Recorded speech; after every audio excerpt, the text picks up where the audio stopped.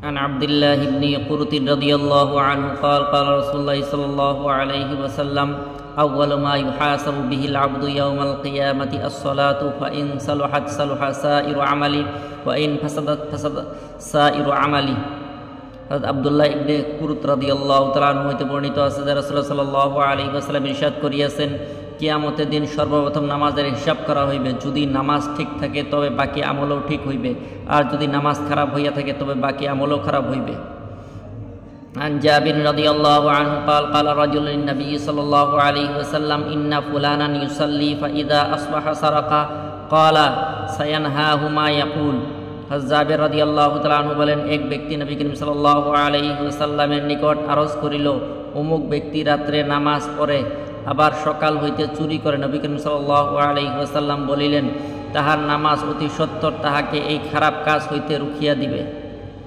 আন সালমান রাদিয়াল্লাহু আনহু قال قال رسول الله صلى الله عليه وسلم إن المسلم إذا توضأ فأحسن الوضوء ثم صلى الصلوات الخمسة تحاطت خطاياه كما يتحاط هذا الورق قال وأقم الصلاة طرفي النهار وزلفا من الليل إن الحسنات يذهبن السيئات ذلك ذكرى للذاكرين। হযরত সালমান রাদিয়াল্লাহু তাআলা আনহু বর্ণনা করেন, রাসূলুল্লাহ সাল্লাল্লাহু আলাইহি ওয়াসাল্লাম ইরশাদ করিয়াছেন, মুসলমান যখন উত্তম রূপে উযু করিয়া 5 ওয়াক্ত নামাজ আদায় করে তখন তাহার গুনাহসমূহ এমনভাবে ঝরিয়া পড়ে যেমন এই গাছের পাতাগুলি ঝরিয়া পড়িয়াছে। অতঃপর তিনি কুরআন পাকের এই আয়াত তিলাওয়াত করিলেন। অর্থ, হে মুহাম্মদ, আর আপনি দিনের 2 প্রান্তে ও রাত্রির কিছু অংশে নামাজের পাবন্দী করুন। নিঃসন্দেহে নেক কার্যবলী মন্দ কার্যবলী সমূহকে দূর করিয়া দেয়। উহা হইতে পরিপূর্ণ নসিহত মান্যকারীদের জন্য। ফায়দা, কোনো আলেমের মতে দিনের 2 প্রান্তের দ্বারা দিনের 2 অংশে বুঝানো হইয়াছে। অতএব প্রথম অংশের দ্বারা ফজরের নামাজ ও দ্বিতীয় অংশের দ্বারা জোহর ও আসরের নামাজ উদ্দেশ্য। রাত্রির কিছু অংশের দ্বারা নামাজের দ্বারা মাগরিব ও ইশারের নামাজের আদায় করার উদ্দেশ্য।